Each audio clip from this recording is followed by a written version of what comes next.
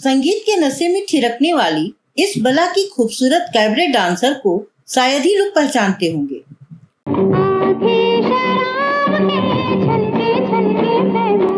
उस दौर में लोग इनके डांसिंग स्टेप्स और शौक अदाओं के दीवाने हो गए थे।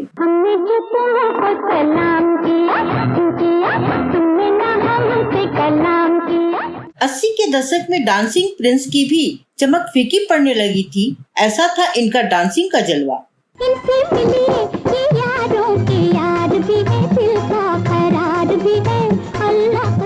लेकिन ऐसी क्या घटना हुई जिससे इस अदाकारा को अपनी अदाकारी से संन्यास लेना पड़ा?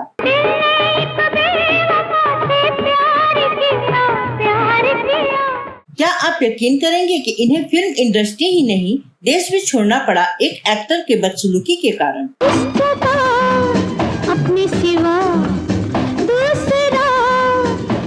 और क्या आप मानेंगे कि डांस से सख्त नफरत होने के बावजूद किस्मत ने इस अदाकारा को नाचने पर मजबूर किया। जानेंगे और भी बहुत कुछ, आप बने रहिए हमारे साथ।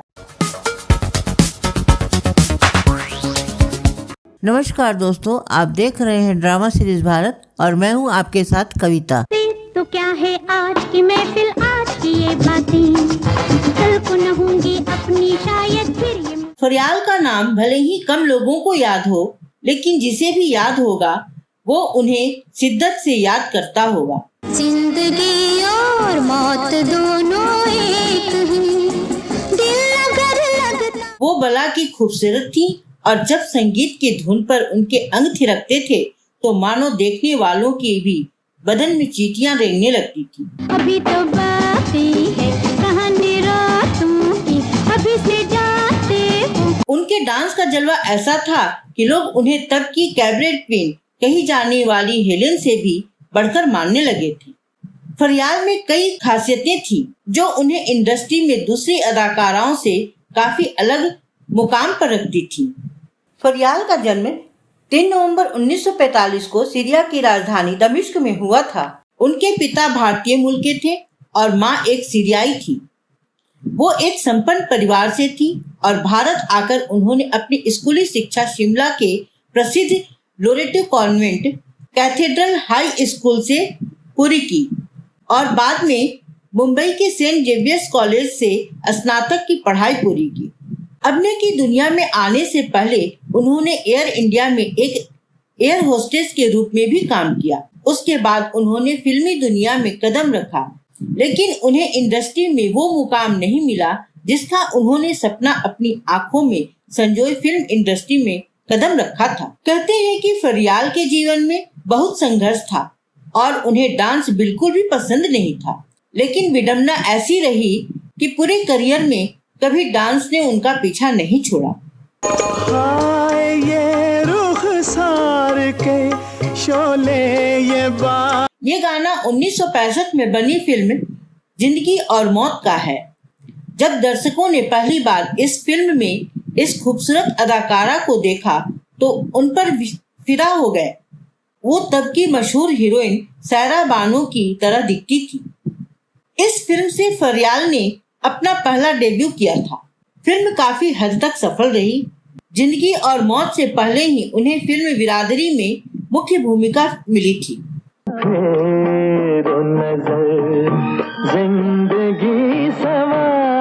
लेकिन यह फिल्म तकनीकी कारणों से पूरी हुई 1966 में। के दिल के शीशे में हम आपको उतार। हालांकि बॉक्स ऑफिस पर यह फिल्म फ्लॉप रही और इसके बाद फरियाल को कई चुनौतियों का सामना करना पड़ा। अगला साल यानी 1967 फरियाल के लिए उम्मीद की एक नई रोशनी लेकर आया। उन्हें इस साल भारत में बनी एक अंतर्राष्ट्रीय टीवी सीरीज माया के एक एपिसोड से जुड़ने का मौका मिला। I lost my Ganesha. I thought I might have dropped it here. There is no elephant god in this house. इसी साल आई फिल्म ज्वेल थिफ ने उन्हें प्रसिद्धि दिलाई और दर्शकों के साथ साथ इंडस्ट्री के लोगों ने भी उन्हें नोटिस किया।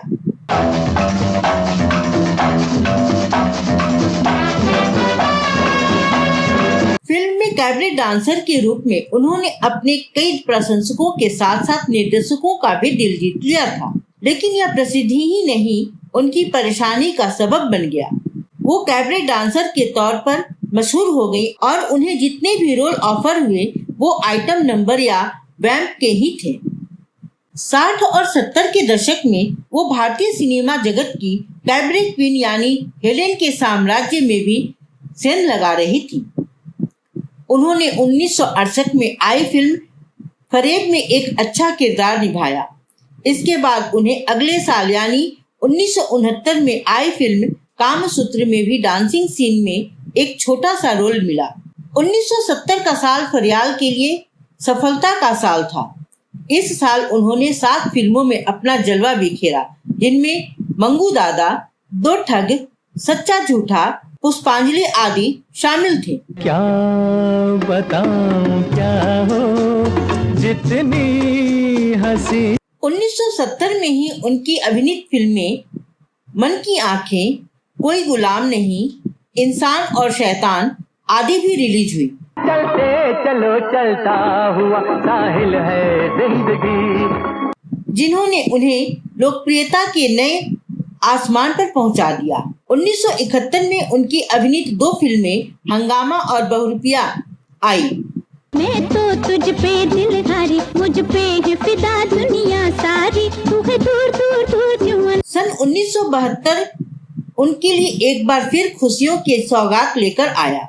उस साल उन्हें बड़े छोटे बैनरों की 8 फिल्मों में काम करने का मौका मिला। हालांकि किसी भी फिल्म में उनकी भूमिका बहुत सशक्त नहीं थी, लेकिन उनके जलवे ने फिल्मों में ग्लैमर का नायाब तड़का लगाकर उन्हें लोकप्रिय बनाने में अहम भूमिका निभाई। रामपुर का लक्ष्मण, अपराध, शरारत और रानी मेरा नाम इस साल रिलीज हुई कुछ अहम फिल्में थी। काला रंग है मेरा, हाय रे रेशमी अंग है मेरा, काला काला जादू है ऐसा मेरा। सन 1973 में तो फरियाल ने मानो बॉलीवुड पर कब्जा ही कर लिया। उनकी पूरी 1 दर्जन फिल्में रिलीज हुई और हर फिल्म में उन्हें एक से बढ़कर एक गानों पर परफॉर्म करने का मौका मिला। इस साल आई उनकी फिल्मों में बनारसी बाबू, टैक्सी ड्राइवर, नफरत, खून खून, हम सब चोर हैं और धर्मा प्रमुख थी। हमारा नाम बनारस बाबू। कहता है बादल क्यों, मौसम है पागल, ओ मिस्टर बेंजो इशारा। अगले साल यानी 1974 में उनकी अभिनीत 4 फिल्में आईं, जो थी गंगा, मनोरंजन, द चीट और हवस। अरे काहे को तू रो रही है। सन 1975 में उनकी 7 फिल्में आईं, जिनमें एक तमिल भाषा की अडुप्पा काई पिल्लई भी थी।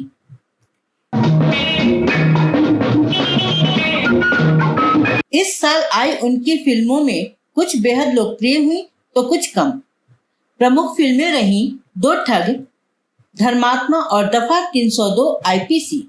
सन 1976 में उनकी 2 फिल्में आई, एक थी जमाने से पूछो और दूसरी थी प्लेबॉय। सन 1977 में भी उन्होंने 2 ही फिल्में साइन की, जिनमें एक थी काली रात और दूसरी थी आफत। ओह शेरा, साहिब तुमसे बहुत खुश है। इसके बाद उन्होंने 2-3 साल तक कई फिल्में नहीं की। फिर 1980 में उन्होंने प्रेमिका में एक छोटी सी भूमिका निभाई। कोई मन का चैन गवाए, कोई तरसे कोई तरसा। सन 1984 में फरियाल ने पुराने साथियों और दोस्तों के कहने पर द गोल्ड मेडल में काम करना मंजूर किया, लेकिन इसके सेट पर हुए एक हादसे के बाद उन्होंने आखिरकार अपने अभिनय करियर को बंद कर दिया। दरअसल हुआ यूं कि डायरेक्टर रविकांत नगायच की फिल्म द गोल्ड मेडल में बड़े बड़े कलाकार काम कर रहे थे, जैसे जितेंद्र, धर्मेंद्र, प्रेमनाथ और शत्रुघ्न सिन्हा आदि। फिल्म की शूटिंग चल रही थी। फिल्म में विलेन का किरदार निभा रहे प्रेमनाथ को फरियाल के साथ एक सीन शूट करना था, जिसमें वो फरियाल के साथ जबरदस्ती करते हैं और सोफे पर पटक देते हैं। शॉट शुरू हुआ, सब कुछ ठीक ठाक चल रहा था, लेकिन जैसे ही फरियाल को सोफे पर पटका गया, प्रेमनाथ फरियाल को बाहों में जकड़े हुए सोफे से लुढ़कते हुए कारपेट पर आ गए। फरियाल को प्रेमनाथ की यह हरकत नागवार गुजरी, क्योंकि डायरेक्टर ने जो सीन समझाया था उसमें इस तरह की किसी भी सिचुएशन का जिक्र नहीं था। 1-2 मिनट गुजर गए, कट नहीं हुआ। आसपास के लोग भी ये नजारा देखकर चुटकियां लेने लगे। तब फरियाल ने गुस्से में झुंझलाकर कहा, क्या कोई कट कहेगा? और झटके से प्रेमनाथ को अलग कर दिया। इस घटना के बाद फरियाल बहुत डर गई थी, मगर इस फिल्म के डायरेक्टर रविकांत नागायच को इससे कोई फर्क नहीं पड़ा। लेकिन फरियाल ने फिल्म द गोल्ड मेडल में काम करने से मना कर दिया। अब शुरू हुआ दौर फरियाल को मनाने का। सभी लोग फरियाल के पास गए और काफी मान मनोबल की। किसी तरह फिल्म की शूटिंग पूरी हुई। फिल्म तो कंप्लीट हुई, लेकिन ये फिल्म फरियाल के करियर की लास्ट साबित हुई, क्योंकि प्रेमनाथ के हादसे से आहत फरियाल ने बॉलीवुड को अलविदा कह दिया। जिंदगी और मौत दोनों एक ही। कहते हैं फरियाल ने इस फिल्म के बाद ही अपना करियर खत्म कर लिया और अपने लॉन्ग टाइम बॉयफ्रेंड से शादी कर ली। डोली सजी है, दुल्हन में के चली। और वह इजराइल में सेटल हो गई। फरियाल ने एक इंटरव्यू में बताया था कि उन्होंने कभी डांस नहीं सीखा और न ही उन्हें कभी डांस पसंद ही आया, लेकिन 12th के बाद किसी तरह उन्हें उन भूमिकाओं को निभाने के लिए मजबूर होना पड़ा। वो कैबरे डांसर नहीं बनना चाहती थी, लेकिन वक्त के हाथों मजबूर होकर उन्हें ऐसा करना पड़ा। करियर को बर्बाद होने से बचाने के लिए उन्होंने वो भी किया। तो दोस्तों, आपको हमारा ये एपिसोड कैसा लगा, इसकी जानकारी कमेंट बॉक्स में जरूर दीजिए और साथ ही इससे जुड़ी जानकारी जो आपको पता है वो भी जरूर बताएं।